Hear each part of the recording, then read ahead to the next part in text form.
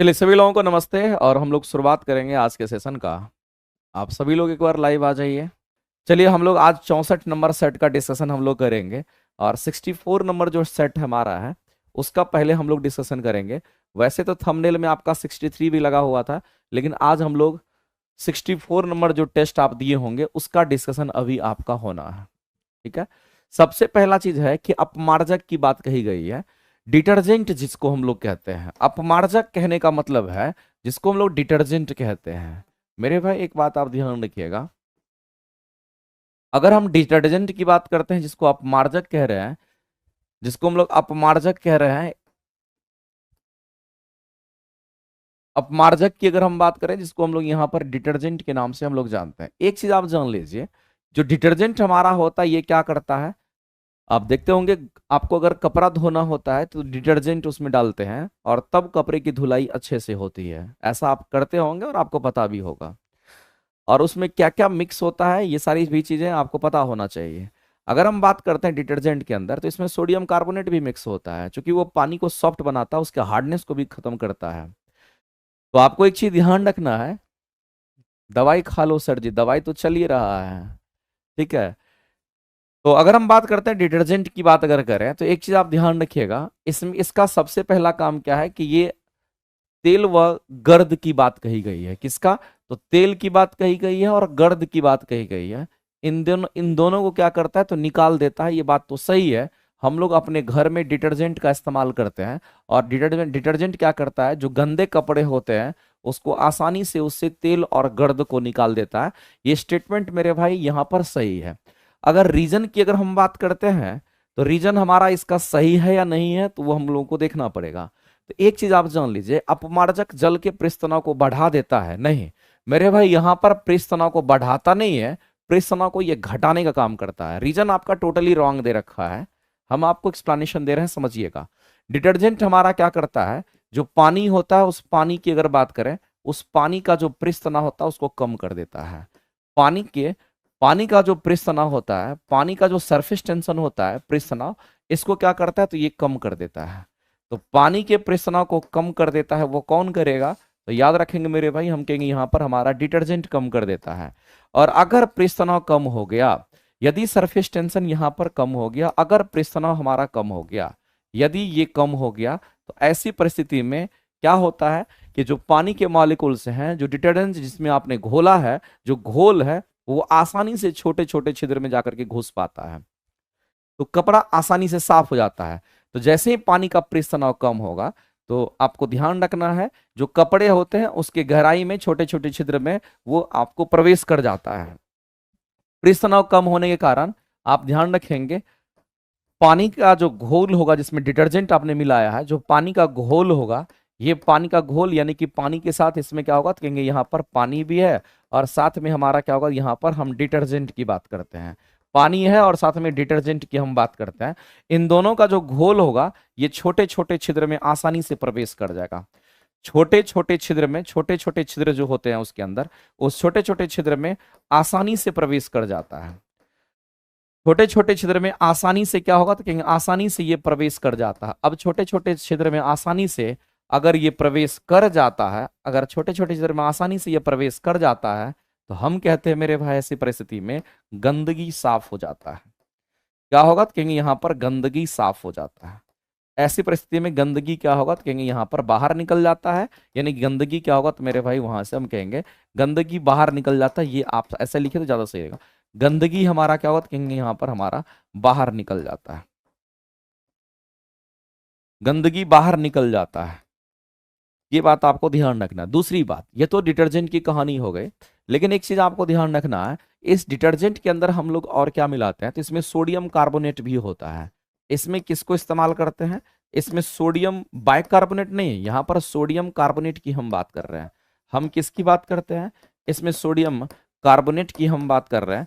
अब ये sodium carbonate हमारा क्या होता है, Na2CO3, और पानी के कितने मॉलिक्यूल्स होंगे तो पानी के यहाँ पर 10 मॉलिक्यूल्स हमारे होते हैं। ये 10H2O भी हमारा इसमें मौजूद होता है। लेकिन ये पानी की क्या करता है, ये भी ध्यान रखना है कि पानी की अस्थाई कठोरता को दूर करता है, ये अस्थाई नहीं, ये अस्थाई कठोरता को क्या करता है तो ये पानी की अस्थायी कठोरता को दूर करता है, इसका ये भी काम है। ये पानी की अस्थायी कठोरता को भी क्या करता है, तो कहीं यहाँ पर दूर करता है। और जब पानी की अस्थायी कठोरता खत्म होती है, पानी सॉफ्ट होगा और झाग बन जाता है। अब दूसरी बात आपको समझना है मेरे भाई कि एक लाइन और आपके एग्जाम में क्वेश्चंस कई बार पूछता है कि अगर हमारा गर्म पानी है और ठंडा पानी है, तो गर्म पानी का पृष्ठ तनाव कम होगा कि ठंडा पानी का पृष्ठ तनाव कम होगा? तो मेरे भाई एक चीज आप जानने की कोशिश कीजिए। वैसे तो इसके डेप्थ में अगर हम बात करेंगे तो थोड़ा समय लगेगा, लेकिन हम आपको उतना बता देंगे जिससे आपके काम चल जाएंगे। अगर कोई ठंडा पानी है तो उसका पृष्ठ तनाव ज्यादा होता है, और वैसी परिस्थिति में जब पृष्ठ तनाव ज्यादा होगा तो मॉलिक्यूल्स जो होंगे मेरे भाई वो आसानी से छोटे छोटे छिद्र में नहीं जा पाते हैं। लेकिन जब आप पानी को गर्म करते हो, उसके मॉलिक्यूल्स के बीच में बॉन्डिंग टूट जाती है और मॉलिक्यूल्स आसानी से छोटे छोटे छिद्र में जाकर के घुस जाएगा और वहां से गंदगी को बाहर कर देता है। तो यहां से एक पता चला कि अगर टेम्परेचर की, अगर तापमान बढ़ाने की जब बात आती है तो ध्यान रखना, तापमान के बढ़ने से जो द्रव का पृष्ठ तनाव होता है वो हमारा घट जाता है। किसका? तो मेरे भाई हम कहेंगे यहाँ पर द्रव बोलिए या पानी बोलिए, कोई फर्क नहीं पड़ता है। आप कहेंगे यहाँ पर पानी का जो पृष्ठ तनाव होगा वो हमारा घट जाता है। पानी का जो पृष्ठ तनाव होगा वो हमारा क्या होगा, तो यहाँ पर घट जाता है। ये रिलेशन जरूर याद रखना क्योंकि क्वेश्चन पूछता है। और आपको एक तो पॉइंट आपका ये हुआ। दूसरा पॉइंट आपको ये ध्यान रखना है कि तापमान बढ़ाते जाएंगे बढ़ाते जाएंगे बढ़ाते जाएंगे, पृष्ठ तनाव का मान हमारा घटते जाएगा। लेकिन एक ऐसा तापमान आएगा जिस तापमान पर पृष्ठ तनाव का मान ही 0 हो जाता है, वो हमारा कौन सा? तो कहेंगे क्रांतिक तापमान होता है। तो ये रिलेशन जरूर याद रखिएगा। अगर हम यहाँ पर क्रांतिक तापमान की अगर हम बात करते हैं तो आपको ध्यान रखना है, क्रांतिक तापमान पर जो पानी है उसका पृष्ठ तनाव क्या होगा? तो कहेंगे पानी का जो पृष्ठ तनाव हमारा होगा वो क्या होगा? तो कहेंगे पानी का पृष्ठ तनाव जो हमारा होगा वो क्या होगा? तो कहेंगे यहाँ पर 0 हो जाता है, यानी कि वो अब उसमें पृष्ठ तनाव बचेगा ही नहीं। तो पानी का तापमान कहाँ? तो क्रांतिक तापमान। क्रांतिक तापमान कितना डिग्री होता है? याद कर लेना, क्रांतिक तापमान 374.16 डिग्री सेंटीग्रेड होता है। ये तापमान कितना होता है मेरे भाई? क्योंकि एग्जाम में पूछेगा, 374.16 डिग्री सेंटीग्रेड हमारा क्रिटिकल टेम्परेचर होता है।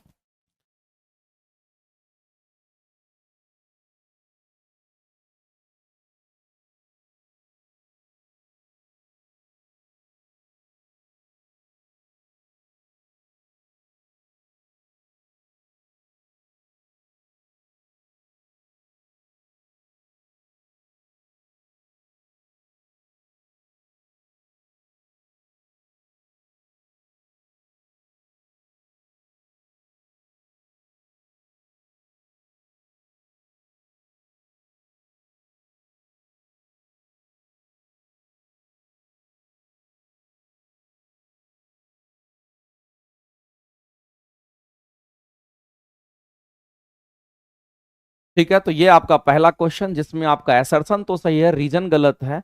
तो ऐसी परिस्थिति में मेरे भाई आप क्या कहोगे? एसर्शन सही है लेकिन रीजन गलत है। तो मेरे भाई एसर्शन तो सही है परंतु रीजन गलत है, यानी इस क्वेश्चन का आंसर करेंगे तो सी आपका राइट हो जाएगा। ठीक है, आगे बढ़ते हैं और अगले क्वेश्चन की तरफ हम लोग चलते हैं। इसमें जितना भी बात हम आपको बताएं सब आपके काम का है। अब डिपेंड करता है कि आप उसको कैसे संभाल के पढ़ते हो। ठीक है, आगे बढ़ते हैं और अगला क्वेश्चन हम लोग देखते हैं मेरे भाई। दे रखा है कि ध्वनि के संदर्भ में आपको बताना है। अगर हम ध्वनि की बात कर रहे हैं, इसके संदर्भ में निम्नलिखित में से कौन सा स्टेटमेंट हमारा सही नहीं है वो आपको बताना है। तो कौन सा स्टेटमेंट सही नहीं है? तो मेरे भाई सबसे पहला चीज है, अगर हम ध्वनि की बात करते हैं जिसको इंग्लिश में हम लोग यहाँ पर साउंड कह देते हैं, एक लाइन में आप जान लीजिए हमारा साउंड क्या है? एक फॉर्म ऑफ एनर्जी होता है। ये हमारा क्या होता है? कहेंगे एक प्रकार का हमारा ऊर्जा होता है।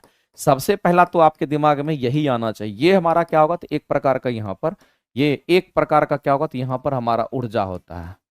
ये एक प्रकार का हमारा क्या होता है? ऊर्जा होता है। दूसरी बात, अगर साउंड की अगर हम बात करते हैं तो ये हमारा अनुदैर्घ्य तरंग के माध्यम से चलती है। ये कैसी तरंग दैर्घ्य होगी? तो कहेंगे ये हमारा अनुदैर्घ्य तरंग हो। ये बात आपको ध्यान रखना है। तीसरी बात ध्यान रखना है कि अगर हम साउंड्स की अगर बात करते हैं तो साउंड हमारा चलने के लिए क्या चाहिए? तो कोई ना कोई माध्यम चाहिए, तभी चलेगा, तभी प्रोपेगेट करता है। निर्वात में ध्वनि प्रोपेगेट नहीं करता है। तो इसको गमन करने के लिए क्या चाहिए मेरे भाई? इसको गमन करने के लिए क्या चाहिए? तो आपको ध्यान रखना है, इसको गमन करने के लिए यहाँ पर क्या चाहिए? तो गमन करने के लिए इसको माध्यम की आवश्यकता होती है। माध्यम की आवश्यकता होती है, ये बात आपको ध्यान रखना है। गमन करने के लिए किसकी आवश्यकता होगी? तो माध्यम की आवश्यकता होती है। निर्वात में साउंड ट्रेवल नहीं करता है, ये भी ध्यान रखना है। निर्वात की अगर हम बात करते हैं, निर्वात में साउंड ट्रेवल नहीं करता है। निर्वात में साउंड ट्रेवल नहीं करता, ये बात भी आपको ध्यान रखना है। नहीं करता है। दूसरी बात मैं आपको बताना चाहता हूं मेरे भाई कि ये तो निर्वात में साउंड ट्रेवल हमारा नहीं करता है, लेकिन अगर हम साउंड की अगर हम बात करते हैं तो याद रखना ये डिस्टरबेंस के कारण प्रोपगेट करता है। मुख्य रूप से अगर देखेंगे तो ये डिस्टरबेंस के कारण ही प्रोपगेट करता है। ये किसके कारण? तो आप कहेंगे यहां पर डिस्टरबेंस के कारण ये प्रोपगेट करता है।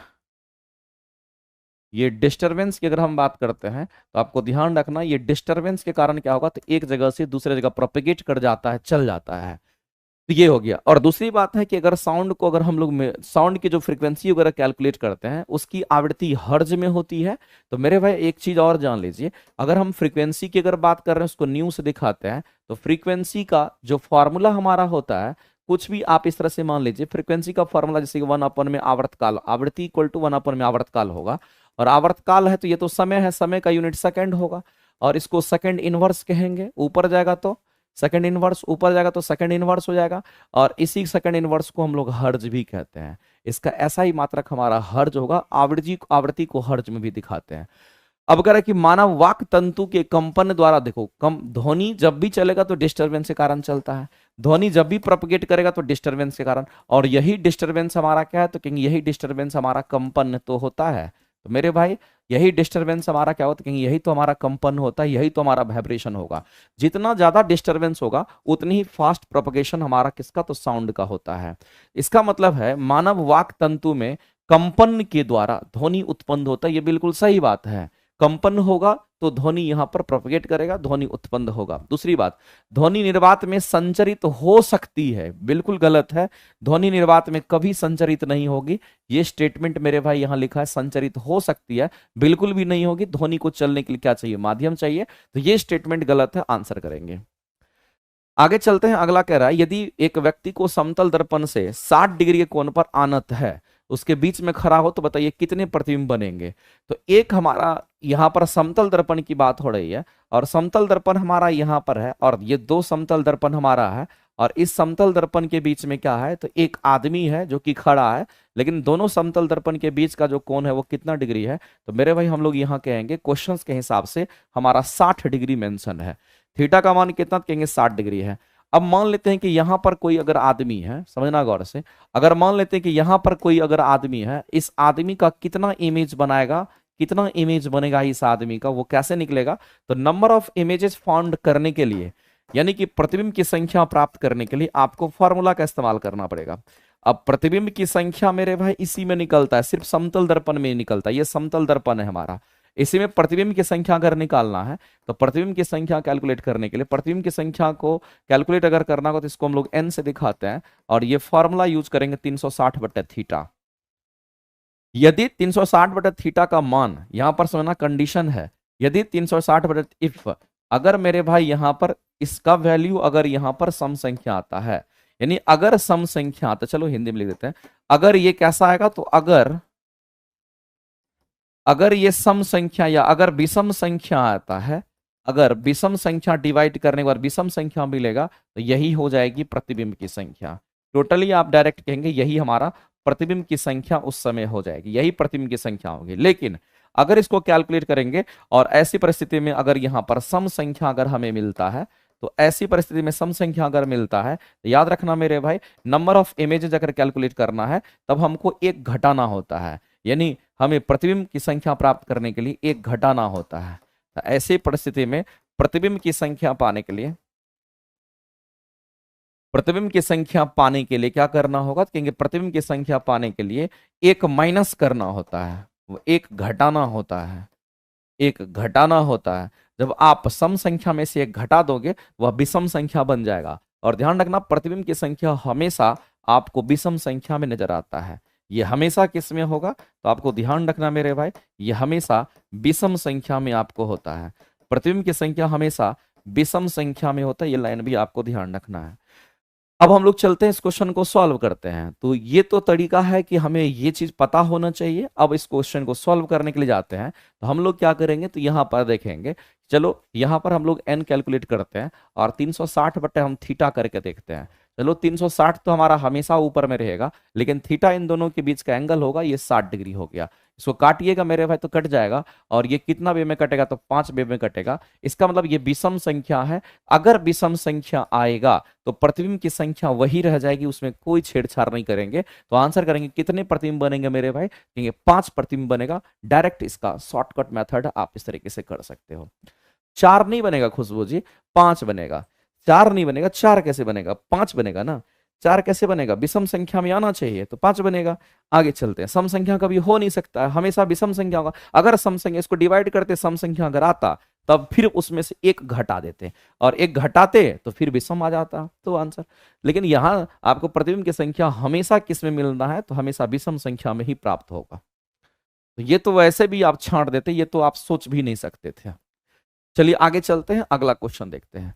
अगला कह रहा है किसी पिंड का जो जड़त्व होता है हमारा क्या होता है। मेरे भाई एक बात आप जानते हैं कि मान लेते हैं कि आप गाड़ी में बैठे हुए हैं और ट्रेन अचानक चल दी, तो आपको झटका लगेगा ना। अगर आप ट्रेन में जा रहे हैं या बस में जा रहे हैं, बस बहुत तेज गति से जा रही है, बस की जितनी गति होगी उतनी ही गति आपकी भी होगी, जो आदमी बाहर से देख रहा होगा। तो वैसे कंपैरिजन में क्या होगा, अचानक अगर ब्रेक लगेगा बस में तो आप फिर झटका खाएंगे। तो आप गति में भी झटका खा सकते हैं, और आप रेस्ट में हैं तो भी झटका खा सकते हैं। तो अगर आप झटका खाते हैं चाहे किसी भी सिचुएशन में, इसका मतलब वो हमारा रेस्ट, वो हमारा इनर्सिया है, वो हमारा जड़त्व है। आप देखिएगा झटका, जैसे आप बस में खड़े हैं ऐसे करके, और आपको पता है कि बस रुकी हुई है, और अचानक अगर ड्राइवर बस को चला देता तो आप झटका पीछे खाते हैं, ये जड़त्व है। आप बस में जा रहे हैं आराम से, बस गति में है, और अचानक जब ब्रेक मारता है तो आप आगे की ओर झटका खाते हैं, वो भी जड़त्व है। इसका मतलब है कि आप गति के जरूरत यानी गति में झटका खाए, विराम का जरूरत मतलब विराम की स्थिति में झटका खाए। अगर झटका खाते हैं चाहे गति या विराम किसी भी परिस्थिति में, उसको जड़त्व कहते हैं। तो यहां पर मेरे भाई उसी से रिलेटेड क्वेश्चन है कि किसी भी पिंड का जो जड़त्व होता है वो क्या होगा, कि गति की अवस्था में था पहले, अब गति की अवस्था में अगर झटका खाएगा, इसका मतलब उसको कोई रोकने का कोशिश कर रहा है, उसका मतलब है कि गति की अवस्था में परिवर्तन का प्रतिरोध कर रहा है, उसको रोकने का कोशिश कर रहा है, तो आप झटका खाएंगे, और यही हमारा जड़त्व का मूल कंसेप्ट होता है। आगे दे रखा कि विद्युत तार पर विद्युत रोधी पदार्थ का हम इस्तेमाल करते हैं। बिल्कुल मेरे भाई, हम लोग उस पर विद्युत रोधी पदार्थ का इस्तेमाल करते हैं। आप देखते होंगे जितने भी वायर होते हैं, ऑनलाइन टेस्ट सीरीज चाहिए क्या करें, बहुत जल्द मेरा आपके लिए, आप सबों के लिए मेरा बहुत जल्द, हम आप लोगों के लिए नियुक्ति 4.0 का एक बैच हम ला रहे हैं, जो कि आपके लिए एकदम बेहतरीन बैच होगा। और नियुक्ति 4.0 का आप इंतजार कर लीजिए। साइंस के अच्छे क्वेश्चंस का कलेक्शन आपको मिलेगा, उसमें हम बहुत दिनों से काम पे लगे हुए हैं, और अच्छी चीजें हम आपको उसमें प्रोवाइड करेंगे। आप सभी लोग, चूंकि नियुक्ति 3.0 में भी बहुत बच्चे शामिल होकर के उस कंसेप्ट को सीखे थे, और नियुक्ति 4.0 में भी हम आपको बहुत अच्छा करा देंगे। अगर किसी का थ्योरी वीक है तो अखंड ज्योति बैच हमारा है प्लेटफॉर्म बाय नवीन कुमार सिंह एप्लीकेशन पर, आप वहां से जाकर के साइंस के लिए अखंड ज्योति बैच से भी जुड़ सकते हैं। ठीक है। अब देखिए यहां पर विद्युत रोधी पदार्थ कहने का मतलब है कि जिससे हमारा इलेक्ट्रिसिटी पास नहीं करेगा, यानी हमारा ये कह सकते हैं कि वो हमारा इंसुलेटर होगा।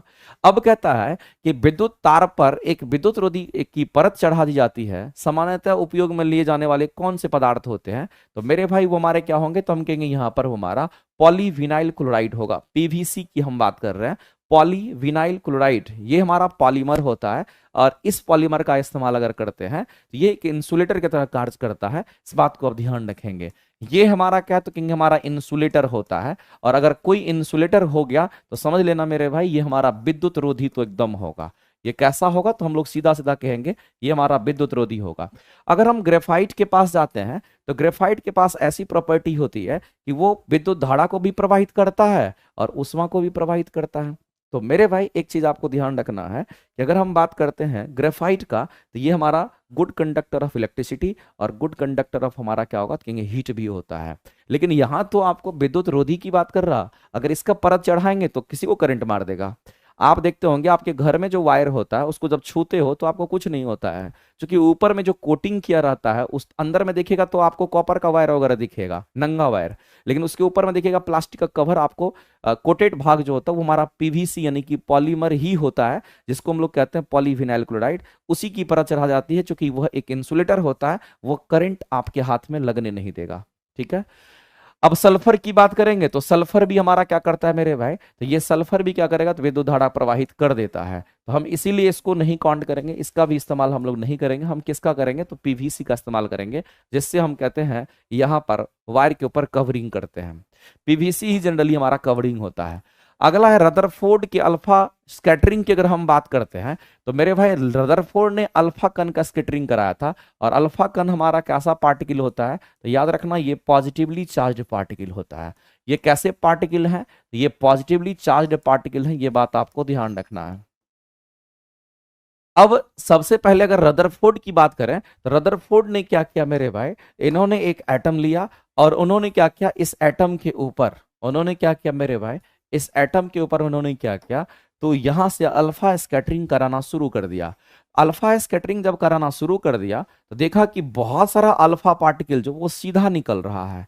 यानी बहुत सारा का मतलब होता है बहुत सारा। अब 98% जो अल्फा पार्टिकल था वो सीधा निकल गया। तब उसको एहसास होने लगा, ऐसा तो नहीं है कि अगर ये सीधा निकल रहा है, हम तो पॉजिटिवली चार्ज पार्टिकल को भेज रहे हैं, हम तो धनावेशित चार्ज को भेज रहे हैं, तो ये सीधा इधर उधर क्यों नहीं हो रहा है। अगर अंदर में प्लस या माइनस होता तो अट्रैक्शन और रिपल्सन के कारण डिफ्लेक्शन आता उसमें। लेकिन अगर ऐसा नहीं हो रहा है, तो उनको ऐसा आभास हुआ कि कहीं एटम ये खोखला तो नहीं है। लेकिन ऐसा मेरे भाई आपको ध्यान रखना है, कितने परसेंट केस में ऐसा हुआ, तो आपको ये चीज ध्यान रखना है कि उनको 90+ आप कहेंगे जो 90% केसेस थे उसमें उनको यही दिखा कि मैक्सिमम जो हमारा यहां से है वो हमारे क्या है, तो ये हमारा सीधा निकल गया। उनको ऐसा लगा कि ये भाग हमारा पूरा खोखला है तभी ये निकल रहा है। लेकिन उसके बाद और भी अल्फा पार्टिकल को इन्होंने भेजा, तो देखा कि कुछ अल्फा पार्टिकल जब इनको पास में भेजा, तो देखा कि कुछ अल्फा पार्टिकल अब जो है यहां से डिफ्लेक्शन करना शुरू कर दिया, इधर जाना शुरू कर दिया। यहां से और भेजा तो नजदीक भेजने के बाद पता चला कि ये डिफ्लेक्ट करना शुरू कर दिया।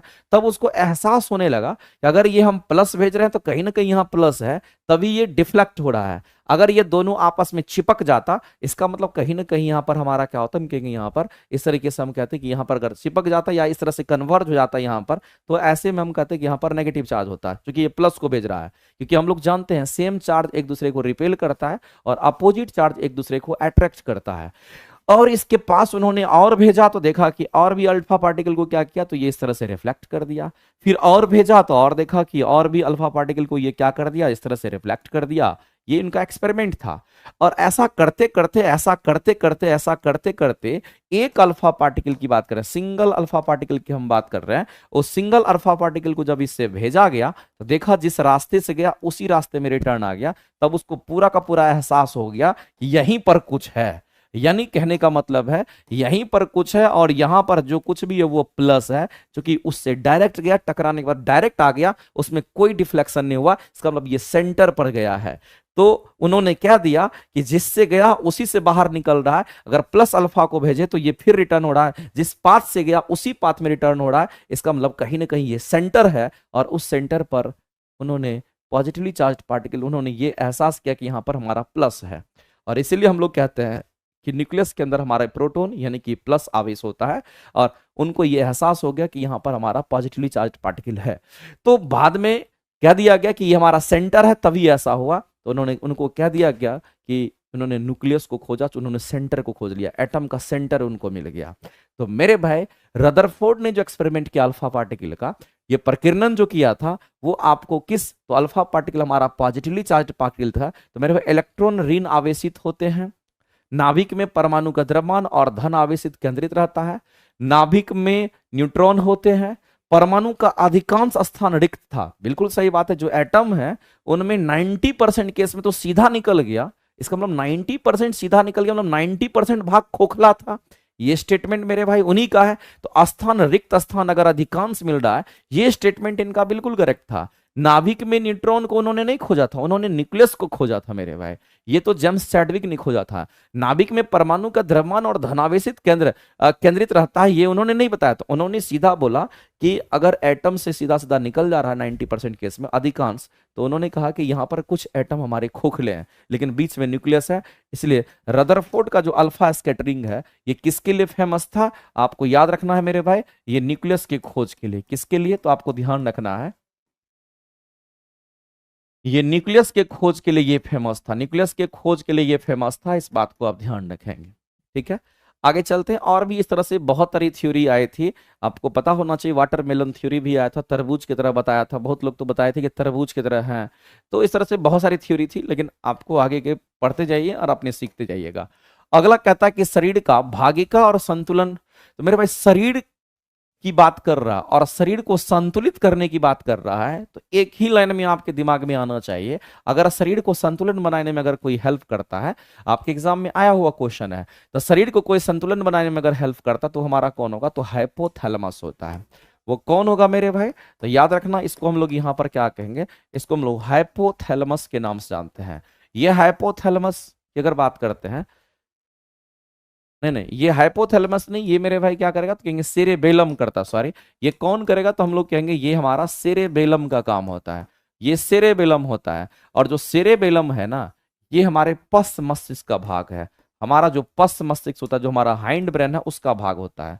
ये किसका होगा मेरे भाई? कहेंगे ये हमारा पश्च मस्तिष्क जो हमारा होता है, जो हमारा पिछले पश्च मस्तिष्क की अगर हम बात करते हैं, उसका ये भाग है। तो ये पश्च मस्तिष्क का भाग है, इस बात को आप ध्यान रखेंगे, जिसको हम लोग सेरेबेलम के नाम से जानते हैं। ठीक है, तो ये क्या करता है? तो कहेंगे शरीर को संतुलित बनाए रखने में हेल्प करता है। वैसे तो अगर आप देखिएगा, पश्च मस्तिष्क के तीन भाग होते हैं। मेडुला होता है, पोन्स होता है, और आपका यहाँ पर सेरेबेलम होता है। तो यहाँ पर अगर आंसर करेंगे तो सेरेबेलम हम किसको कहेंगे मेरे भाई? तो सेरेबेलम हम लोग यहाँ पर किसको कहेंगे? अनुमस्तिष्क को कहते हैं। प्रमस्तिष्क हमारा सेरेब्रम होता है, ये हमारा सेरेबेलम को कहते हैं, ध्यान रखेंगे। लेकिन एक चीज हम आपको बता देना चाहते हैं, अगर हम अपने ब्रेन की अगर हम बात करते हैं, तो मुख्य रूप से कम इतना पता होना चाहिए, हमारे ब्रेन का दो भाग कम से कम पता होना चाहिए। सबसे पहला हमारा फोर ब्रेन, जो हमारे ब्रेन का अगला हिस्सा है, जिसको अग्र मस्तिष्क कह दिए। और अग्र मस्तिष्क के कितने? तो तीन भाग। सबसे पहला चीज हम लोग क्या कहेंगे? तो इसमें हम लोग यहाँ पर कहेंगे, सबसे पहला चीज अगर हम बात करें, सबसे ज्यादा बड़ा भाग होता है, तो वो हमारा सेरेब्रम होता है। सेरेब्रम हमारा सबसे बड़ा भाग होता है।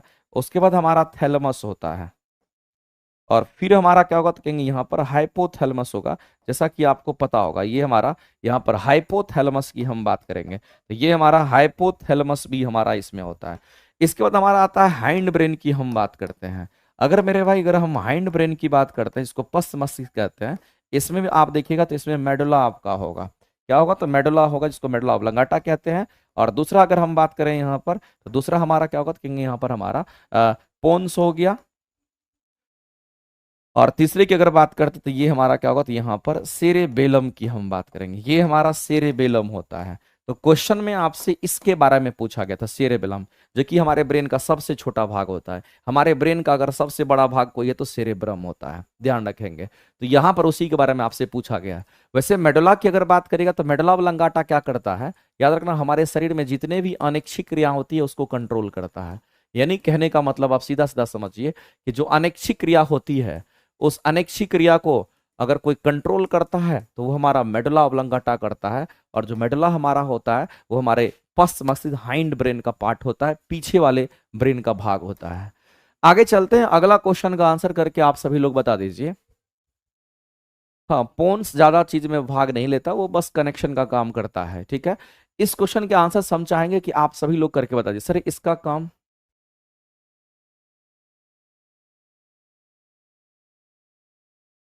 मुरली सागर जी, वो बस हमारे कॉर्टेक्स को जो स्पाइनल कॉर्ड से जोड़ने का काम करता है, और उसका और दूसरा कोई फंक्शंस नहीं होता है। ठीक है, हाँ, इन्वॉलेटरी जो हमारा मसल्स होता है, अनैच्छिक क्रिया हमारा हो गया। आगे बढ़ते हैं, इस क्वेश्चन के आंसर को बता दीजिए।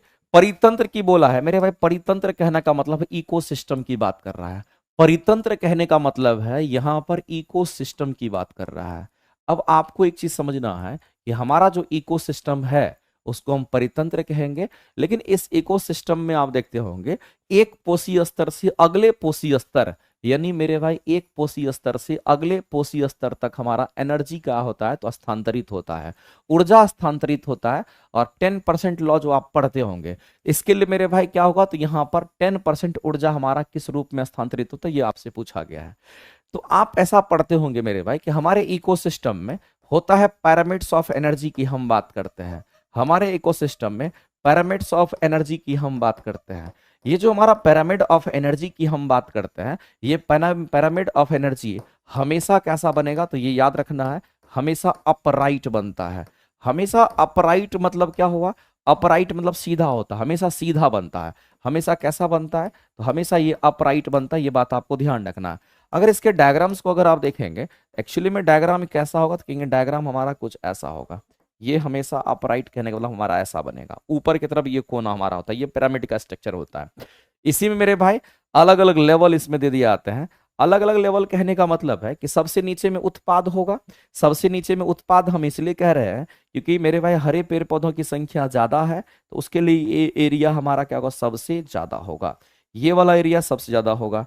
उसके बाद इससे कम वाला एरिया, इससे फिर कम वाला, इससे फिर कम वाला। यानी कहने का मतलब ये है, ये हमारा ऊपर की तरफ हम लोग अगर जाते हैं तो एनर्जी की अगर हम बात करते हैं, तो एनर्जी हमारा है वो एनर्जी हमारा घटता है। लेकिन किस बेसिस पर घटता है, तो मेरे भाई 10% के हिसाब से वो हमारा एनर्जी घटता है। तो एनर्जी लेवल जो हमारा घट रहा है वो 10% के हिसाब से घटता है। ये कौन बोला है, ये कंसेप्ट कौन दिया है 10% से हमारा घटता है, आपको ध्यान रखना है। ये कंसेप्ट मेरे भाई 10% का जो लॉ दिया है वो किसने दिया, तो लिंडेमान ने दिया है।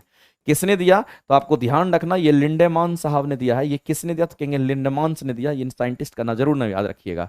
अब होता क्या है, जैसे कि मान लेते हैं हरे पेड़ पौधे हैं, तो हरे पेड़ पौधे क्या करेंगे, फोटोसिंथेसिस करके खाना बनाएंगे। तो मेरे भाई इसमें अगर मान लेते हैं कि इसमें हरे पेड़ पौधे अगर शामिल है, तो वो सबसे पहले खाना बनाएंगे, तो ये हमारा उत्पाद के रूप में होगा। ये किसके रूप में होगा, तो उत्पाद के रूप में होगा। और सभी हरे पेड़ पौधे उत्पाद होते हैं, फिर उसको खाने वाला कीट होगा, इस तरह से हमारा। तो ये पोषी स्तर हमारा है, यानी इसको खाने वाला ये, इसको खाने वाला ये, इसको खाने वाला ये, लेकिन उसकी संख्या घटती जाएगी, इसलिए ऐसा बनता चला जाता है, उसका एरिया को दिखाता है। तो सबसे ज्यादा हमारा उत्पाद होगा। लेकिन यहां से यहां अगर जा रहा है, तो आप मेरे भाई इस बात को समझने की कोशिश कीजिए कि हमारा उत्पाद जो हमारा प्लांट वगैरह होता है वो क्या करेगा, सन से एनर्जी लेगा, फोटोसिंथेसिस करेगा, और आफ्टर फोटोसिंथेसिस वो भोजन का निर्माण करेगा। तो जब सोलर एनर्जी लेता है, जब सूरज की प्रकाश वो लेता है, सूरज की प्रकाश लेने के बाद वह ऊर्जा को किस में बदलता है, तो उसको रासायनिक ऊर्जा में बदलता है। और वही रासायनिक ऊर्जा का लेवल हमारा ऊपर की ओर जाता है। इसका मतलब है मेरे भाई, इसमें कहीं से भी ताप ऊर्जा का कोई कंसेप्ट नहीं है, कहीं भी यांत्रिक ऊर्जा का कोई कंसेप्ट नहीं है। प्रकाश ऊर्जा तो हमारा नीचे में हम कहेंगे फोटोसिंथेसिस कराने में चला जाता है, उसका भी कोई इस्तेमाल यहां पर नहीं होता है। आफ्टर फोटोसिंथेसिस जो हमारा एनर्जी बनता है उसकी हम बात करते हैं। क्योंकि एक चीज आपको पता होना चाहिए, फोटोसिंथेसिस के बाद, फोटोसिंथेसिस में 18% एटीपी के रूप में ऊर्जा हमें बनता है। तो रासायनिक, हम लोग कहते हैं प्रकाश ऊर्जा हमारा रासायनिक ऊर्जा में परिवर्तित होकर के, इस तरह से हम कहते हैं कि 10% का जो लॉ है, इस तरह से हमारा स्थानांतरित होता है ऊर्जा। इस बात को आप ध्यान रखेंगे। तो किस रूप में होगा मेरे भाई, रासायनिक ऊर्जा के रूप में होगा। लेकिन ऑप्शन में दे रखा है, तो आप कहेंगे जो 10% लॉ में हम कहेंगे यहां पर जो हमारा एनर्जी कंजर्वन हो, यहां पर इस एनर्जी की अगर हम बात करते हैं, ये जो एनर्जी हमारा स्थानांतरित हो रहा है या इस तरह से घटता चला जा रहा है, मेरे भाई ध्यान रखना, ये एनर्जी किस रूप में होगा, यहां पर हम कहेंगे केमिकल एनर्जी के रूप में होगा। किसके रूप में होगा, तो ये हमारा केमिकल एनर्जी के रूप में होगा। एक लाइन में आप जान लीजिए, और बहुत बार ये एग्जाम में क्वेश्चंस पूछा है, किस रूप में होगा, तो रासायनिक ऊर्जा के रूप में होगा। तो मेरे भाई ये किस रूप में होगा, तो ये रासायनिक ऊर्जा के रूप में होगा। ये हमारा रासायनिक ऊर्जा के रूप में हमारा क्या होगा, तो कहेंगे आगे की ओर बढ़ता है, एनर्जी ट्रांसफॉर्मेशन होता है। तो हमारे इकोसिस्टम में एनर्जी का जो ट्रांसफॉर्मेशन होता है वो किस रूप में होगा, तो केमिकल एनर्जी यानी कि रासायनिक ऊर्जा के रूप में होता है। इस बात को आप ध्यान रखेंगे। लेकिन ऑप्शन में नहीं है, तो उपयुक्त में से क्या करेंगे, तो यहां पर कोई नहीं, यानी ऑप्शन ई आपके राइट हो जाएंगे। आगे चलते हैं, अगला क्वेश्चन देखते हैं मेरे भाई।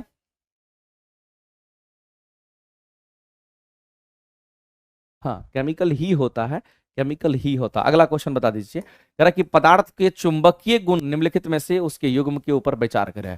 तो मेरे भाई आपको पता होगा कि बहुत तरह का पदार्थ होता है जिसके अंदर मैग्नेटिक प्रॉपर्टी होती है, जैसे कि आयरन, कोबाल्ट, निकल, ये सब हमारा कैसा होता है, लोह चुंबकीय पदार्थ होता है। ठीक है, तो आयरन, कोबाल्ट, निकल लोह चुंबकीय है, ये तो प्रति चुंबकीय दे रखा है। इसका मतलब ये तो मिलान हमारा निहायत गलत है, काट देंगे।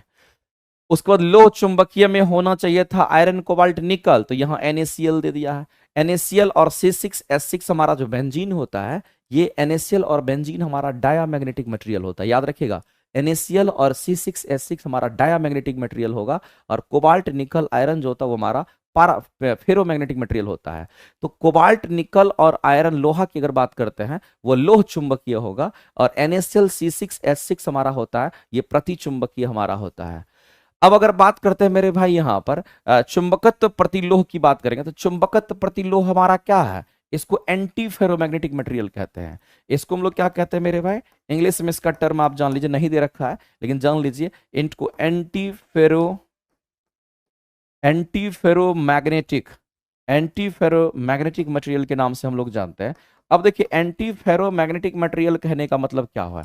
इसमें नाम में डायरेक्ट छुपा हुआ है कि जो एंटी फेरोमैग्नेटिक मटेरियल है, जो एंटी है, एंटी का मतलब समझ रहे हो ना, जिसमें चुंबकीय गुण एकदम नहीं होगा। क्योंकि फेरोमैग्नेटिक मटेरियल ऐसा मैग्नेटिक मटेरियल होता है जिसमें चुंबकीय गुण सबसे अधिक होता है। अगर एंटी बोल दिया तो उसका उल्टा बोल दिया, इसमें एकदम नहीं होगा। तो एंटी फेरोमैग्नेटिक मटेरियल वो होता है जिसमें एकदम चुंबकीय गुण नहीं होगा, तो वो हमारा मैग्नीज के ऑक्साइड्स होंगे। इस मैग्नीज के ऑक्साइड्स को आप ऐसे लिखिए, MnO ऐसे लिखा जाना चाहिए। तो ये हमारा हो गया, ये मैग्नीज के ऑक्साइड्स हमारे क्या है, तो एंटी फेरोमैग्नेटिक होंगे। ये आपका सही है, ये आपका गलत मिलान था, इसलिए आंसर करेंगे केवल और केवल 3 आपका सही है, यही आपके सही होंगे। और भी हमारा होता है Cr2O7 भी हमारा होता है, इस बात को भी आप ध्यान रखेंगे, इस तरह से जो एंटी फेरोमैग्नेटिक मटेरियल में आता है। आगे चलते हैं, अगला क्वेश्चन हम लोग देखते हैं। अब देखिए यहाँ पर पैराचुंबकीय पदार्थ, पैराचुंबकीय पदार्थ कहने का मतलब है मेरे भाई, हम लोगों को ध्यान रखना है कि पैराचुंबकीय पदार्थ की बात कर रहा है, उसके सापेक्ष चुंबकशीलता की बात कही जा रही है, यानी कि परमिबिलिटी की बात कही जा रही है। किसकी बात करते हैं मेरे भाई? तो यहां पर परमिएबिलिटी की बात करते हैं। अगर हम यहां पर परमिबिलिटी की बात करते हैं तो परमिबिलिटी को हम लोग म्यू से दिखाते हैं। हम आपको जानना चाहते हैं मेरे भाई, इंग्लिश में यहां पर दे रखा है कि पारा जो मैग्नेटिक मटेरियल है उसका परमिबिलिटी का मान क्या होता है। ये परमिबिलिटी क्या दिखाता है, इस बात को समझिएगा। अगर हम लोग यहाँ पर अपने मैग्नेटिक मटेरियल की अगर हम बात करते हैं, तो जो हमारा मैग्नेटिक मटेरियल होता है वो हमारा क्या क्या होगा? तो मैग्नेटिक मटेरियल में अगर देखेंगे तो सबसे पहले डाया होगा, फिर हमारा क्या होगा, तो कहेंगे यहाँ पर पारामैग्नेटिक होगा, फिर अगर हमारा होगा तो हम लोग इसको क्या कहेंगे, तो यहाँ पर हम फेरोमैग्नेटिक मटेरियल के नाम से हम जानेंगे। मेरे भाई 3 तरह का हो गया, लेकिन याद रखना कि सबसे अच्छा चुंबकीय गुण इसी में होता है, इसलिए इसके लिए चुंबकशीलता का मान बहुत बहुत बहुत ज्यादा होगा, यानी 1 से काफी ज्यादा होता है। अगर हम पारा की बात करते हैं तो इससे थोड़ा कम होता है पारा का चुंबक, तो पारा का मैग्नेटिक मटेरियल, इसके अंदर चुंबकीय गुण इससे थोड़ा कम, सबसे अच्छा चुंबकीय गुण इसमें, इससे थोड़ा कम इसमें होता है। इसमें कम होगा तो म्यू का मान हमारा 1 से बहुत ज्यादा तो नहीं होगा, लेकिन 1 से ज्यादा जरूर होगा। लेकिन अगर हम डाया की अगर बात करते हैं, ये जो डाया मैग्नेटिक मटेरियल अगर हम इसकी बात करते हैं, तो आपको ध्यान रखना इसको अनुचुंबकीय पदार्थ कहते हैं। इसमें क्या होगा, इसमें जो चुंबकशीलता का मान होगा वो 1 से कम हो जाता है। तो जब मेरे भाई 1 से कम होगा तो इसमें हम कहते हैं बहुत ही कम मैग्नेटिक प्रॉपर्टी होती है। तो आपसे पूछा गया कि चुंबकशीलता का मान पारा के लिए कितना होगा, तो 1 से क्या होगा मेरे भाई, ज्यादा होगा, यानी इकाई से ज्यादा होगा। इकाई से कम तो नहीं होगा, इकाई होगा ये भी नहीं होगा, इकाई से अधिक होगा, इकाई से कुछ अधिक होगा, तो यही राइट होगा। इकाई से बहुत अधिक होता तो मेरे भाई ये होता। तो यहां पर चुंबकशीलता की अगर बात करते हैं, इसको परमिबिलिटी के नाम से जानते हैं, और परमिबिलिटी का यूनिट हेनरी पर मीटर होता है। इसका यूनिट भी याद रखिएगा, इसका यूनिट हेनरी पर मीटर होता है, कई बार ये भी पूछता है। ठीक है, एक एक चीज आपको ध्यान रखना है। आगे बढ़ते हैं और अगला क्वेश्चन हम लोग देखते हैं। मुझे देखने में प्रॉब्लम होती है, अंकिता जी को देखने में पता नहीं काहे प्रॉब्लम होता है। हम देखे हैं अंकिता जी का बहुत बार मैसेज आया है, पता नहीं उनको लगता है कि चश्मे की जरूरत है। निम्नलिखित में से निम्न सूत्र में से कौन सा सिद्धांत को ये दिखाता है? मेरे भाई ये लेंज के नियम को दिखाता है। हम लोग यहाँ पर किसकी बात करते हैं, ईएमएफ की बात करते हैं, minus N D phi by D T जो हमारा होता है, ये लेंज के नियम को दिखाता है। ये कोई फ्लेमिंग का नियम नहीं है, उसमें ये कोई फार्मूला नहीं होता। फैराडे के नियम में भी ये फार्मूला नहीं होता है, ये हमारे लेंज के नियम में होता है। और याद रखना जो लेंज का नियम होता है ये हमारा ऊर्जा संरक्षण के सिद्धांत पे काम करता है, आपके एग्जाम में आ चुका है। ये ऊर्जा संरक्षण के सिद्धांत पर हमारा काम करता है, ये हमारा ऊर्जा संरक्षण पर आधारित होता है, इस बात को आप ध्यान रखेंगे। ये ऊर्जा संरक्षण पर आधारित होता है, याद रखेंगे। और इससे हम लोग क्या करते हैं, तो करंट को फाइंड आउट करते हैं। तो एनर्जी कंजर्वेशन पर ये हमारा आधारित होता है, इस बात को आप ध्यान रखेंगे। आगे चलते हैं, बिजली के बल्ब में प्रकाश। मेरे भाई बिजली के बल्ब में प्रकाश किसके चमकने या प्रकाश या ऊष्मा के कारण उत्पन्न होता है? तो मेरे भाई हम सभी लोग जानते हैं जो बल्ब होता है फिलामेंट के कारण ही वो जलता है, फिलामेंट के कारण ही वो चमकता है। तो जो फिलामेंट होता है वो पतली सी वायर होती है, आप देखना गौर से, फिलामेंट एकदम स्प्रिंग की तरह पतला सा वायर होता है, मोटा वायर नहीं होता है। एकदम फिलामेंट पतली सी वायर होती है और फिलामेंट टंगस्टन का होता है, उतना पतला होने के बावजूद भी नहीं गलता है क्योंकि वो टंगस्टन है। और टंगस्टन का जो गलनांक बिंदु मेल्टिंग पॉइंट होता है वो लगभग 3480 डिग्री सेंटीग्रेड यानी लगभग 3500 डिग्री सेंटीग्रेड तापमान डेवलप करेगा तब वो पिघलता है। तो मेरे भाई यहां पर हम पतला फिलामेंट कहेंगे, फिलामेंट कभी मोटा नहीं होता है, फिलामेंट तो पतला ही होता है। आप कहेंगे मेरे भाई, डायरेक्ट आंसर्स आपके हो जाएंगे। लगभग 3500 डिग्री सेंटीग्रेड जाकर वो टंगस्टन का होता है। अगला है कि दो पिंड के बीच गुरुत्वाकर्षण बल का मान F है, यदि दोनों पिंड के द्रव्यमान उनके बीच की दूरी को समान रखते हुए, यानी कि बीच की दूरी को क्या करना है, तो समान रखना है, यानी कि बीच की दूरी में कोई छेड़छाड़ नहीं करना, उसको कांस्टेंट रखना है समान रखते हुए। आधा करना है किसको, तो आधा करना है उन दोनों पिंड के द्रव्यमान को आधा करना है। ये एक्चुअली में क्वेश्चन कह रहा है, पढ़िएगा पता चल जाएगा। तो मेरे भाई क्या दिक्कत है, द्रव्यमान का रिलेशन दूरी का रिलेशन नहीं, तो F समानुपाती क्या होगा, तो कहेंगे यहां पर M1 और M2 का रिलेशन लगेगा, क्योंकि दूरी कांस्टेंट है, दूरी की चर्चा नहीं करेंगे। तो यहां पर मेरे भाई अगर M1 M2 है तो ये बल है। अब यहां पर कह रहा है कि M1 M2 नहीं, अब आपको दोनों को आधा कर दीजिए। तो मेरे भाई जब दोनों को आधा करेंगे तो M1/2 कर देते हैं, और यहां पर M2 क्या करते हैं, दोनों के द्रव्यमान को आधा कर दिए, तो जाहिर सी बात है बल का मान भी बदल जाएगा, उसको F डैश कह दिए। लेकिन सिंप्लीफाई अगर करोगे तो ये F डैश कितना होगा, कि M1 M2 को अगर हम यहां पर रख देते हैं मेरे भाई, तो ये हमारा 1/4 इधर चला जाएगा, 2 गुना 2 1/4 हो गया। लेकिन इस M1 M2 को क्या कह दिए, तो F कहते हैं। क्या इसको मेरे भाई हम यहां लिख सकते हैं, ये F लिख सकते हैं M1 M2 को, और ये F/4 होगा, यानी बाद का जो बल होगा वो पहले के बल का 1/4 हो जाएगा। यानी इस क्वेश्चन के अगर आंसर करेंगे तो ये करेक्ट हो जाएगा। आगे चलते हैं, घटपर्णी के बारे में आप सुना होगा मेरे भाई, कि जो घटपर्णी होता है ये हमारा स्वपोषी भी होगा विषमपोषी भी होगा। अब ये स्वपोषी क्यों होगा विषमपोषी क्यों होगा वो बताना चाहते हैं। अगर मेरे भाई स्वपोषी है इसका मतलब ऑटोट्रॉप्स है, स्वपोषी है इसका मतलब क्या है, तो यहाँ पर ऑटोट्रॉप्स की हम बात करते हैं। ये क्या है, तो कहेंगे यहाँ पर ऑटोट्रॉप्स, छोड़ो इतना कर रहे हैं कि आप हिंदी में जान लीजिए। अगर ये स्वपोषी है तो मेरे भाई ये प्रकाश संश्लेषण करता है।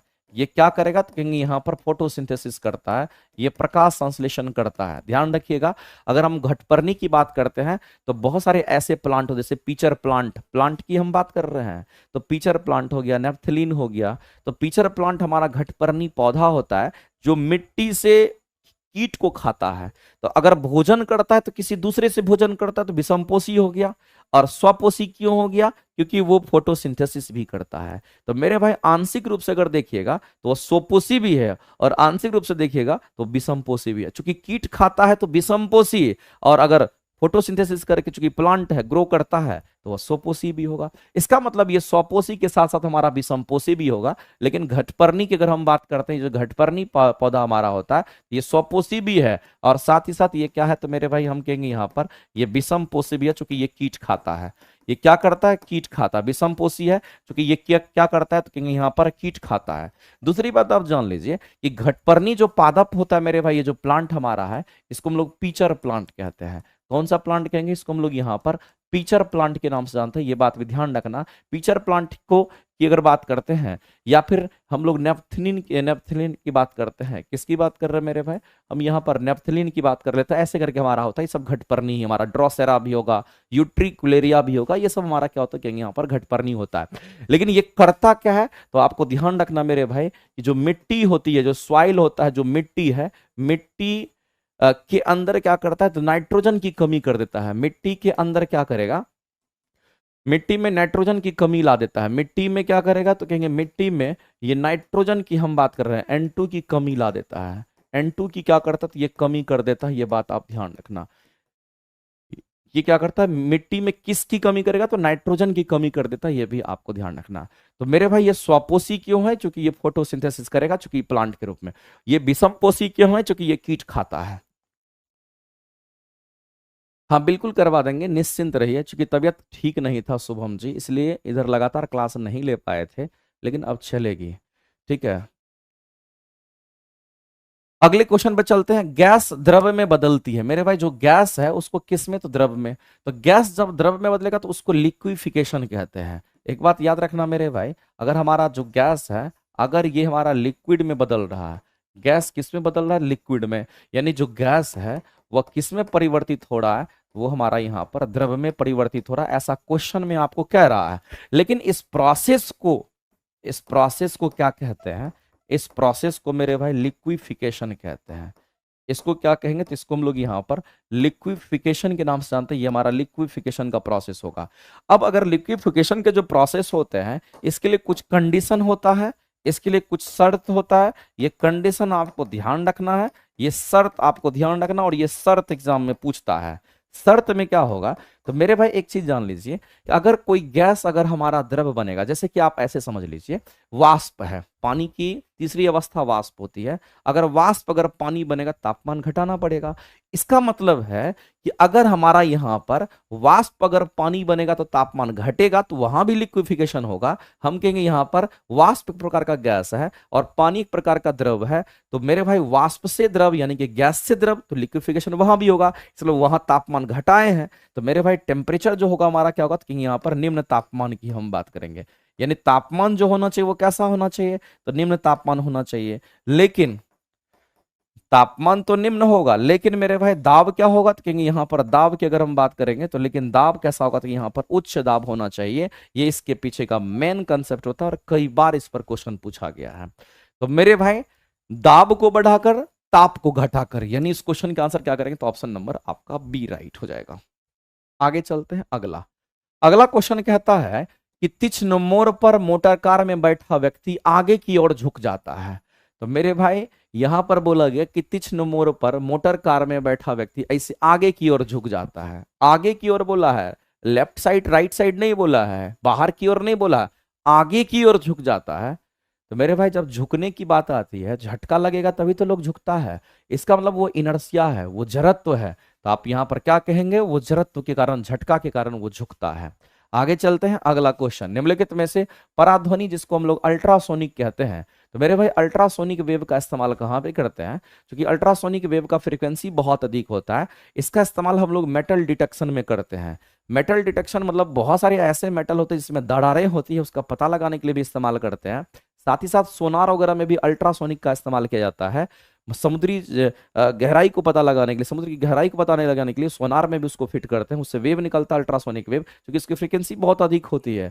साथ ही साथ मेरे भाई ये तो हमारा होगा ही दरार का पता लगाने के लिए। डिटेक्शन में ईसीजी जो करते हैं, इलेक्ट्रोकार्डियोग्राफी, ईसीजी हार्ट के लिए की जाती है, तो वहां पे यूज करते हैं।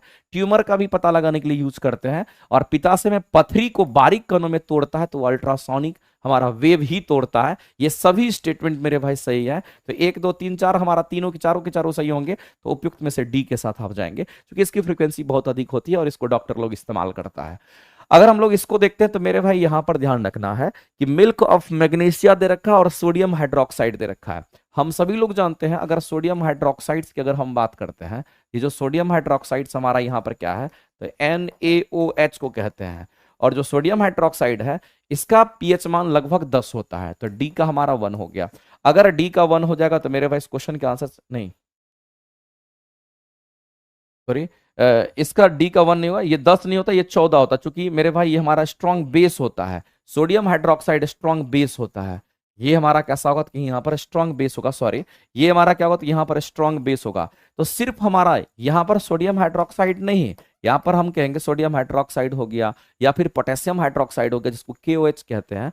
इन सब की बात करेंगे, स्ट्रॉन्ग बेस होता है। और इसका जो पीएच मान होगा मेरे भाई वो कितना? तो यहाँ पर 14 हो जाता है। इस बात को ध्यान रखेंगे। तो यहाँ पर हम कहेंगे डी का हमारा 3 मैच कर रहा है। अगर डी का हमारा 3 मैच कर गया तो इसका मतलब है मेरे भाई ऑप्शन हमारा ये तो एकदम नहीं होगा, छट जाएगा। एक ऑप्शन हमारा यहाँ से एकदम आसानी से एलिमिनेट हो जाएगा, और एलिमिनेट भी कर देंगे, और एक ऑप्शन तो हमारा यहीं से छट गया। अगले ऑप्शंस की तरफ अगर हम लोग बढ़ते हैं तो नींबू के रस की बात करते हैं, तो मेरे भाई नींबू का जो रस होता है इसमें कितना होगा? तो कहेंगे हमारा 2.2 पीएच मान होता है। इसका मतलब मेरे भाई सी का 4 हो जाएगा। तो यहाँ पर डी का 3 सी का 4 दोनों में मैच कर रहा है। ये डी है, तो डी का 3 सी का 4 दोनों में मैच कर रहा है। आगे है मिल्क ऑफ मैग्नीशिया का, मेरे भाई कितना हो जाएगा? तो इसका 10 हो जाएगा। मिल्क ऑफ मैग्नीशिया क्षारीय प्रकृति का होता है, 10 हो जाएगा। इसका मतलब बी का तो 1 होगा। जब बी का 1 होगा तो पकड़ा गया, आंसर करेंगे ऑप्शन नंबर हमारा क्या? तो बी।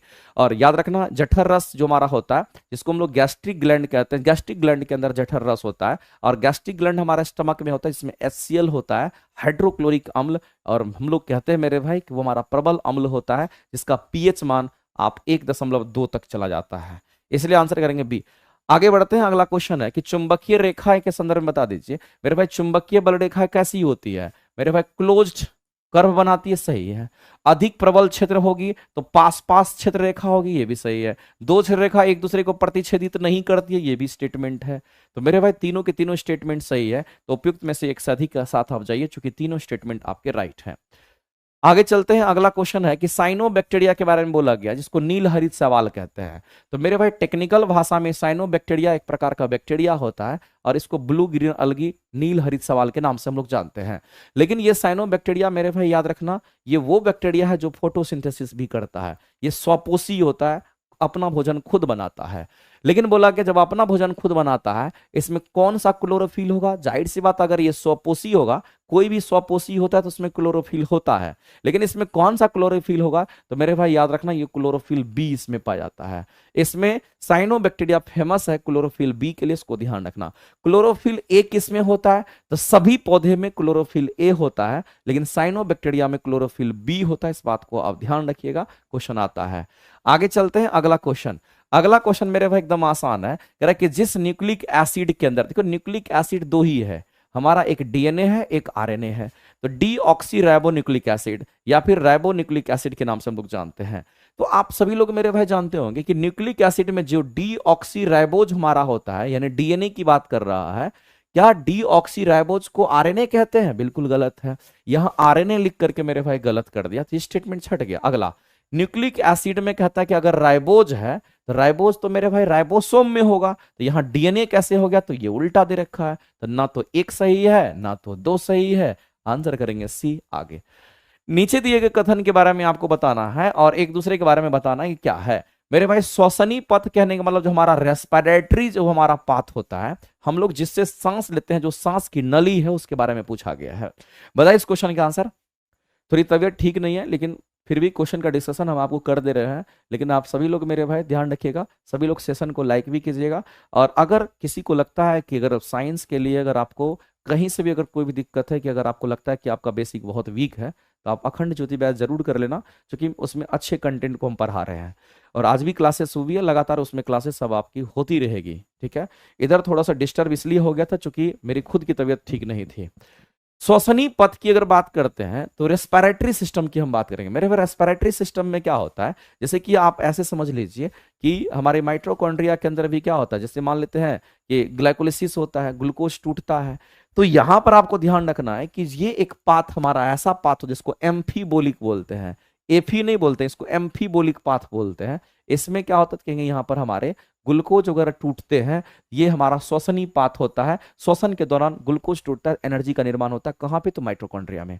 आगे कहता है मेरे भाई कि जो श्वसनी पथ होता है, इसी में ऑक्सीडेशन और रिडक्शन दोनों होगा, यानी उपचयी भी होगा और अपचयी भी होगा, यानी अपचयी और उपचयी दोनों होगा, मतलब ऑक्सीडेशन रिडक्शन दोनों होगा। हम लोग जानते हैं माइटोकॉन्ड्रिया में दोनों चीज होता है, इसका मतलब ये स्टेटमेंट सही है। तो दोनों स्टेटमेंट सही है मेरे भाई।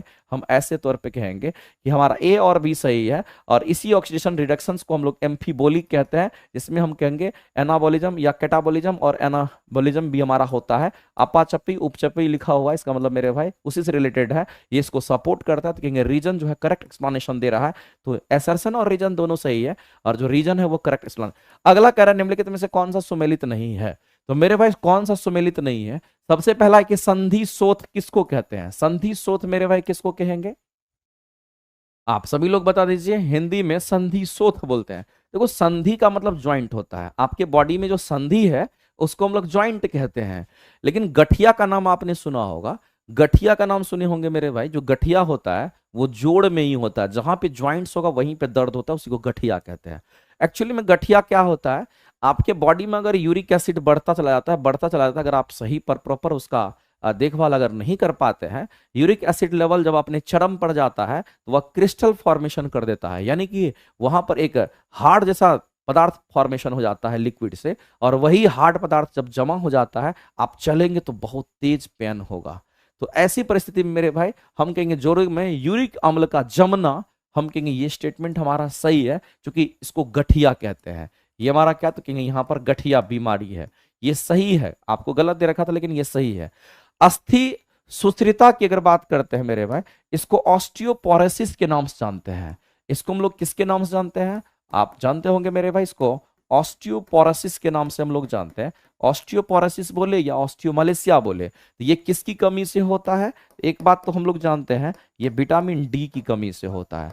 विटामिन डी की कमी से तो होता ही होता है, साथ ही साथ मेरे भाई ध्यान रखना, फीमेल के अंदर एस्ट्रोजन स्तर में कमी की वजह से भी होता है। फीमेल में क्या होगा, तो जो एस्ट्रोजन होता है, जो एस्ट्रोजन यहाँ पर सेक्स हार्मोन होता है, उसकी कमी से भी होता है। तो यहाँ पर आपको ध्यान रखना, यहाँ पर एस्ट्रोजन स्तर, एस्ट्रोजन जो लेवल होता है, उस एस्ट्रोजन स्तर की कमी से भी होता है, ये भी आपको ध्यान रखना है। इन दोनों सिचुएशन में ऑस्टियोपोरोसिस होता है, ये भी स्टेटमेंट आपका यहाँ पर सही है। आगे है कि अपतानिका हम लोग किसको कहते हैं? मेरे भाई अपतानिका कौन सा बीमारी है? तो अपतानिका जो बीमारी होता है, अगर इस बीमारी की अगर हम बात कर लें, तो जो अपतानिका बीमारी है, ये तो हिंदी एकदम आपको दे रखा है, जिसको अपतानिका कहने का मतलब मेरे भाई टेटनी जो होता है, जैसे कि अगर बात करते हैं टिटेनी की बात करें, जैसे कि पैर वगैरह में देखिएगा, आपका पैर वगैरह जब बुखार वगैरह होता है, पैर कितना दर्द करता है, कहते हैं ना पैर टटा रहा है, यानी टेटनी की बात करते हैं, वो मांसपेशी में खिंचाव के कारण, कॉन्ट्रैक्शन के कारण होता है हमारे मसल्स में। और वह किसके वजह से होता है? तो शरीर में कैल्शियम आयन की कमी के कारण होता है। हमारे शरीर में जब कैल्शियम लेवल की कमी होती है तब आपको ऐसा होगा, अगर आप कैल्शियम का टेबलेट खा लीजिए तो नहीं होगा। तो ये इसकी वजह से होता है। ये तीनों स्टेटमेंट सही है, इसमें से कोई भी गलत नहीं है मेरे भाई, तो हम कहेंगे इसमें से कोई नहीं, आप ई के साथ आ जाएंगे। आगे चलते हैं, अगला अगला मिलान करना बताना है आपको। जैसे कि गर्भाशय की हम बात करते हैं, आप ऐसे समझ लीजिए मेरे भाई। वाह, बहुत बहुत धन्यवाद। अगर हम लोग यहाँ पर अंडवाहिनी की बात करते हैं, तो जाहिर सी बात है फीमेल में ओविडक्ट होता है। फीमेल के अंदर क्या होगा मेरे भाई, तो यहाँ पर ओविडक्ट होता है, और ओविडक्ट को ही हम लोग फैलोपियन ट्यूब के नाम से भी जानते हैं। इसको हम लोग किसके नाम से जानते हैं? तो यहाँ पर इसको हम लोग फैलोपियन ट्यूब के नाम से जानते हैं, ये बात आपको ध्यान रखना है। लेकिन इस फैलोपियन ट्यूब ओविडक्ट में हम लोग जानते हैं मेरे भाई निषेचन की क्रिया होती है, और इसी को अंडवाहिनी कहते हैं। तो जो अंडवाहिनी का हमारा आकार होता है, वो मेरे भाई कितना लंबा होता है? 10 से 12 सेंटीमीटर लंबा होता है, ये ध्यान रखना। अगर हम बात करते हैं यहाँ पर ग्रीवा नाल की अगर बात करते हैं, तो मेरे भाई ये किसको कहते हैं? सर्विक्स को कहते हैं। ध्यान रखना, ग्रीवा नाल किसको कहते हैं? तो सर्विक्स को कहते हैं। सर्विक्स एक्चुअली में कहाँ मौजूद होता है? तो वेजाइना और यूट्रस के बीच वाला जो पार्ट होता है उसको सर्विक्स कहते हैं, जो कि ग्रीवा नाल हमारा मुख्य रूप से अगर देखिएगा बर्थ कैनाल में बच्चे की डिलीवरी का वो पैसेज होता है, उसी से वो बाहर निकलता है। तो मेरे भाई यहाँ पर बर्थ कैनाल का वो भाग होता है, यानी कि आप डी का 1 कहेंगे। तो डी का तो 1 हमारा एक ही में दे रखा है, यहाँ पर डी होगा, डी का 1 यहीं पर है, और साथ ही साथ हम कहेंगे बी का हमारा 4 है, तो बी का 4 भी मैच कर रहा है, तो यही आंसर हो जाएगा। ठीक है, बाद बाकी और मिलान कर लीजिएगा। वैसे आपको ध्यान रहना चाहिए हमारे अंडा से ओवरी से क्या सिक्रेट करता है? एस्ट्रोजन प्रोजेस्टेरोन हार्मोन सिक्रेट करता है, और वह फीमेल सेक्स हार्मोन होता है, और वह एक जो भी सेक्स हार्मोन होंगे वह स्टेरॉइड हार्मोन कहलाते हैं। आगे चलते हैं मेरे भाई, अगला क्वेश्चन दे रखा है, रासायनिक अभिक्रिया वह अभिक्रिया जिसमें अभिकारक यौगिक के आयन एवं मूलक रेडिकल परस्पर विनिमय कर नए उत्पादक निर्माण करते हैं। तो मेरे भाई आपको बताना है इसमें से कौन सा होगा। आप सभी लोग इस क्वेश्चन के आंसर करके जल्दी से बता दीजिए मेरे भाई।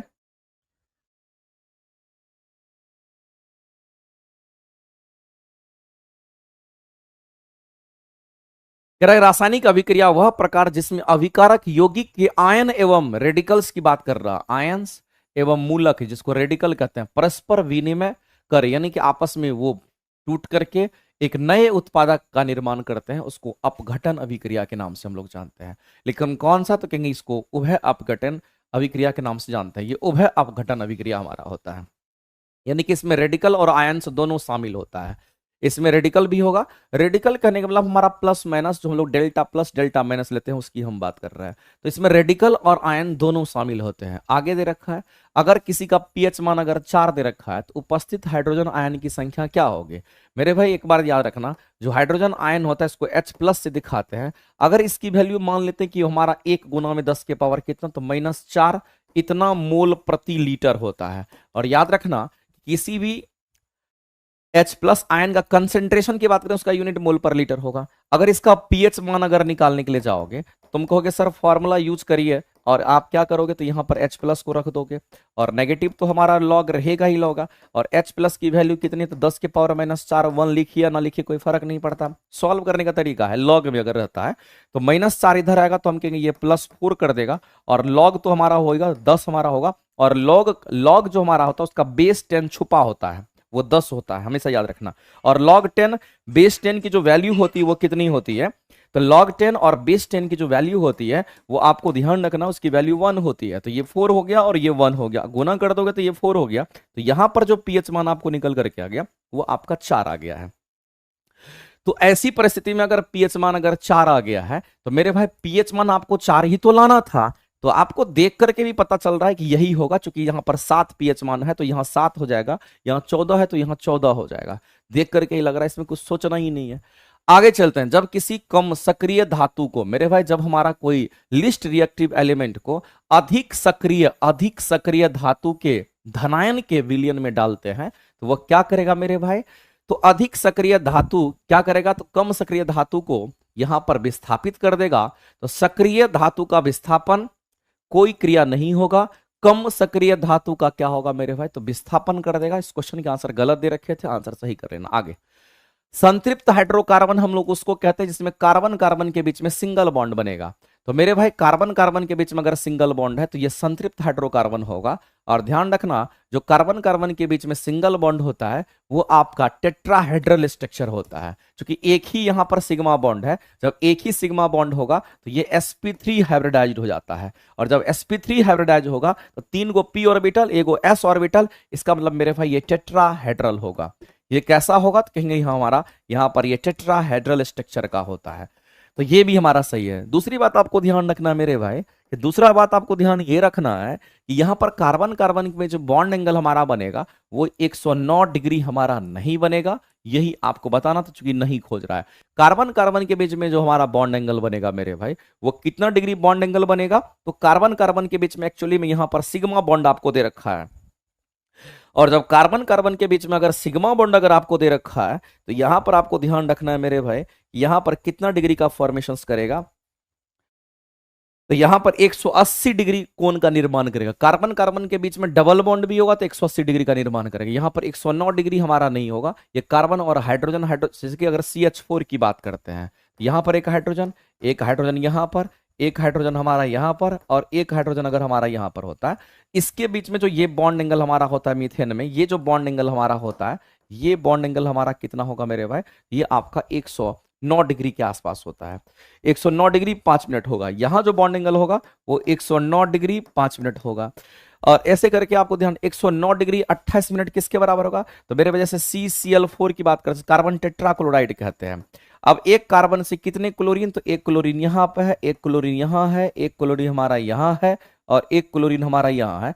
यहां पर क्लोरीन क्लोरीन के बीच में जो बॉन्ड एंगल होगा वो 104 डिग्री कितना, सॉरी वो 109 डिग्री 20 मिनट का हमारा होता है। ये बॉन्ड एंगल कितना होगा, तो कहेंगे यहां पर 109 डिग्री और कितना, तो मेरे भाई यहां पर 28 मिनट का होगा, सॉरी। तो यहां पर CCl4 के केस में हमारा ऐसा होता है, लेकिन कार्बन कार्बन के बीच में नहीं है, क्लोरीन क्लोरीन के बीच में बॉन्डिंग है। तो ये गलत था, गलत था।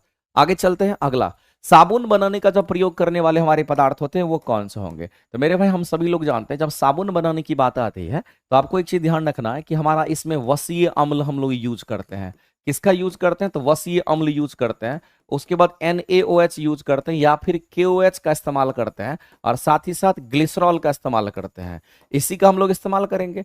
अब यहां पर बोला गया है कि साबुन बनाने में हम किसका इस्तेमाल करते हैं, तो मेरे भाई कास्टिक सोडा तो दे रखा है, सोडियम हाइड्रोक्साइड को कहते हैं, और सोडियम हाइड्रोक्साइड यहां प्रेजेंट है, यही आपके आंसर हो जाएंगे। और ये सब तो इसमें इस्तेमाल भी नहीं होता, चर्चा ही नहीं करेंगे। आगे चलते हैं। एल्डिहाइड का जो हमारा सामान्य फॉर्मूला होता है वो हमारा CnH2NO होता है, ये एल्डिहाइड का स्ट्रक्चर है। सल्फ्यूरिक एसिड में मेरे भाई बोला गया है, सिंपल क्वेश्चन है, सल्फ्यूरिक एसिड हमारा क्या होगा, तो H2SO4 की हम बात करेंगे। इसमें कितने आपके हाइड्रोजन अम्लीय, हम लोग जानते हैं मेरे भाई जो हाइड्रोजन आयन होते हैं वो हाइड्रोजन आयन ही हमारे क्या होते हैं, अम्लीय को दिखाता है। तो हाइड्रोजन परमाणु की संख्या कितनी है इसमें, तो मेरे भाई हाइड्रोजन परमाणु की संख्या तो यहां पर 2 है, तो कहेंगे यहां पर हाइड्रोजन परमाणु की संख्या कितनी है, तो सीधा सीधा कहेंगे यहां पर हाइड्रोजन परमाणु की जो संख्या है वो कितनी है, तो हाइड्रोजन परमाणु की संख्या मेरे भाई यहाँ पर 2 है, और इस क्वेश्चन में तो 2 दे भी नहीं रखा है, तो कहेंगे उपयुक्त में से कोई नहीं, लेकिन आंसर हमारा क्या होगा, तो कहेंगे यहाँ पर 2 हो जाएगा। ठीक है। जैसे सल्फर है, उसका एटॉमिसिटी कितना होता है, 8 होता है। आगे चलते हैं, हाइड्रोजन आयन का सांद्रण अगर दे रखा तो यहाँ पर 5 माइनस के पावर कितना, 10 के पावर -5 है, और अगर आपसे पीएच मान अगर पूछा जाएगा तो आप डायरेक्ट कहेंगे 5 हो जाएगा। इसमें और कुछ प्लस में 5 होगा, लेकिन आप निकाल करके देखना चाहते हैं तो आप निकाल करके देख लीजिए, डायरेक्ट कहना चाहते हैं तो डायरेक्ट कह देते। यहाँ पर H+ का जो कंसंट्रेशन है वो 10 के पावर -5 मोल प्रति लीटर आपको दे रखा है। कैलकुलेट भी कीजिएगा तो वही आना है। तो यहां से पीएच मान अगर कैलकुलेट करोगे तो ये नेगेटिव लॉग के साथ में हमारा क्या होगा, तो यहाँ पर H+ हो जाएगा, और ऐसी परिस्थिति में नेगेटिव तो लॉग हमारा होगा ही होगा, और H+ हमारा क्या, तो 10 के पावर -5 को सिर्फ लेंगे तो आपका यूनिट होता है। इसको सॉल्व करिएगा तो इधर आएगा, तो ये माइनस माइनस प्लस हो जाएगा, और 5 लॉग आपको 10 दे रखा है, और बेस हमेशा कितना 10 होता है, और कहेंगे ये 5 और फिर 1, यानी कि 5 आपका पीएच मान हो जाएगा आंसर। अगला देखते हैं, जस्ता की बात करता है मेरे भाई, जिंक की अगर बात करते हैं, जिंक की अगर बात करते हैं तो जो जस्ता हमारा जिंक होता है, ये हमारा क्या, तो धातु। कह रहा कि जस्ता धातु, जस्ता क्या है, तो एक प्रकार का धातु है जो एसिड के साथ प्रतिक्रिया करेगा। तो मेरे भाई हम सभी लोग जानते हैं 99% केस में अगर धातु एसिड के साथ रिएक्शन करेगा तो हमेशा हाइड्रोजन गैस बाहर करता है। कौन सा गैस बाहर करेगा, एक लाइन में आप जान लीजिए, तो शॉर्ट ट्रिक है। आगे, किसी पृष्ठ से परावर्तित प्रकाश की मात्रा किस पर निर्भर करती है, तो मेरे भाई पृष्ठ की प्रकृति पर निर्भर करेगी, क्योंकि पृष्ठ का प्रकृति अगर हमारा कैसा है, चिकनी सतह है, अगर समानांतर है तो नियमित परावर्तन होगा, अगर खुरदुरा है अनियमित परावर्तन होगा। तो अगर आपसे बोला गया है कि परावर्तित प्रकाश की जो मात्रा है वो किस पर, तो नहीं कहेंगे यहां पर पृष्ठ की प्रकृति पर निर्भर करेगी, कैसा पृष्ठ है। अगला कह रहा है कि 16 सेंटीमीटर फोकस दूरी वाले अवतल दर्पण की बात हो रही है। तो मेरे भाई अवतल दर्पण तो हमारा ऐसा होता है, और अगर फोकस दूरी को देखना तो ये तो हमारा पोल हो जाएगा, क्योंकि कर्व ऐसा है तो सेंटर इधर होगा, सेंटर और पोल के बीच में फोकस होगा। अब मुख्य फोकस दूरी की अगर बात करें तो कोई भी दूरी हम लोग पोल से मापते हैं, यहां से यहां तक की दूरी को फोकस दूरी, और हम लोग साइन कन्वेंशन पढ़ते हैं मेरे भाई। अगर ये पोल है तो यहाँ पर हमारा ओरिजिन है, इधर जाएंगे पोल से इधर जाएंगे तो प्लस लेंगे, पोल से इधर जाएंगे तो माइनस लेंगे, तो इस पोल से हम इधर जा रहे हैं, इसका मतलब फोकस दूरी तो माइनस में होगा, और फोकस दूरी माइनस में कितना, तो कहेंगे -16 सेंटीमीटर हो गया।